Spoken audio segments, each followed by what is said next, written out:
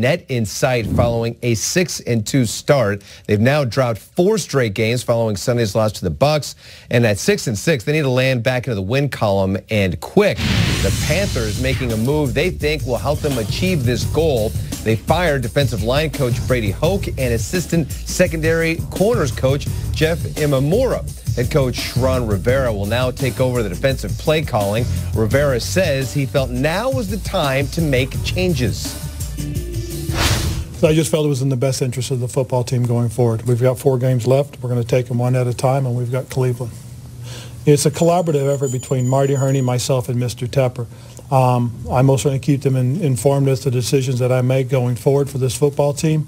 The biggest thing is that everything that I do for this football team is what I believe is in the best interest of this team. I believe that we do things to try and win, and at the end of the day, that's all I did was just try to put us, what I think was best for us.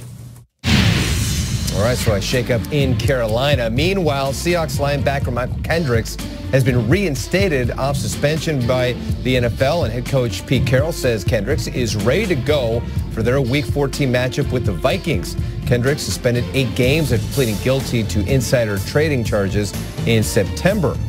And the Cardinals losing wide receiver Christian Kirk for the rest of the season after he was placed on injured reserve with a broken foot. The rookie wideout leads the Cardinals in receiving yards with 590 to go along with 3 touchdowns. Kirk has the 3rd most yards and 2nd most catches among rookie receivers. Head coach Steve Wilks says he's very excited about being able to get him back next season. So unfortunate circumstance there for young Christian Kirk, but the future is bright at the wide receiver position as well as the quarterback position as those two develop chemistry over the coming seasons. Good stuff. Always a pleasure. Will Selva, we're just talking about fantasy football because people need to get into their playoffs. Actually, they're in Week 14. It all starts. No buys, just straight up matchups and fantasy goodness. So here's some guys I think you should consider adding for depth in the fantasy playoffs. I'm looking at schedules. I'm looking at production recently, and I'm starting with Jameis Winston. Wild but true. Crazy stat Hamilton dug up, guys. The last time he had back-to-back starts without an interception or fumble was when? November of his rookie year.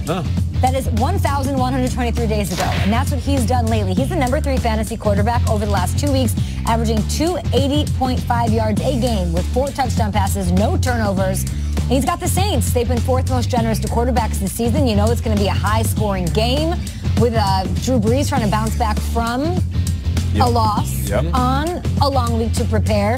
So, I don't know, Jameis Winston to me, 57% owned. Okay. Adam, play him in daily. He might not be playing for the postseason, but he's playing for his career. Sure is. He's playing for his career. So true. He's been looking Doing great his thing. We see lately. Jameis. What about those guys you're throwing 2K? How about Chris Godwin? Totally. Love Chris Godwin up against the Saints. Deshaun Jackson was out Sunday, and Godwin racked up 5 catches for over 100 yards and a touchdown. He got 5 of 6 targets. 7th highest scoring PPR receiver of the week. Lattimore is probably going to be hanging out, kicking it with Mike Evans. So Godwin will probably see a lot of Eli Apple. The Saints allowing the most fantasy points to wide receivers this year.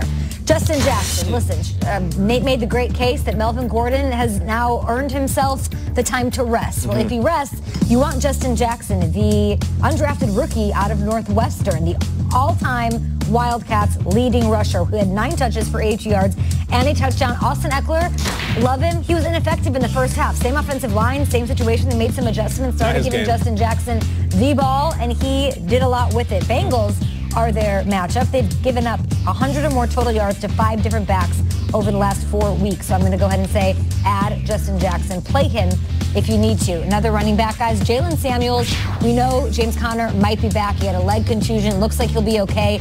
But Samuels still had 5 touches for 25 yards. He had a touchdown after James Conner left. So just as a pure handcuff play, in case something is lingering with James Conner or he does go out in these next couple matchups, it's the Raiders. So just add him, and in case James Conner doesn't go late, you got to play Jaylen. They could be up 20. You could get a lot of Jaylen Samuels there. That's true. Raiders, of course, top 10 most generous to any position, but especially the RBs. Last but not least, I submit Jeff Wilson up against the Broncos. So Matt Breida ruled out. This happened late yesterday. If you missed it, no more Matt Breida.